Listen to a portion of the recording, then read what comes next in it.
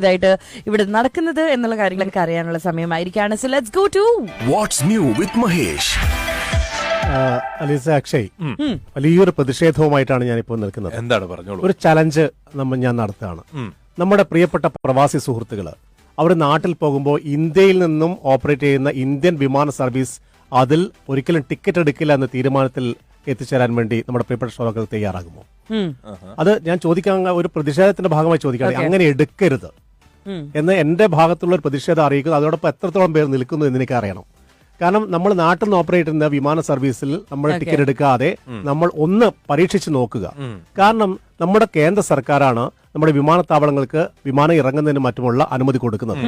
നമ്മുടെ മുഖ്യമന്ത്രി പിണറായി വിജയൻ നേരിട്ട് കേന്ദ്ര വ്യോമയാന മന്ത്രിക്ക് ഒരു കത്തെഴുതി പ്രവാസികൾ ഓണത്തിനും മറ്റും നാട്ടിലേക്ക് വരുമ്പോൾ കനത്ത ടിക്കറ്റ് നിരക്ക് കൊടുക്കേണ്ട അവസ്ഥ വരുന്നുണ്ട്. അപ്പൊ അതിലൊന്ന് ഇടപെടണമെന്ന് പറഞ്ഞിട്ട് അദ്ദേഹം ഒരു കാര്യവും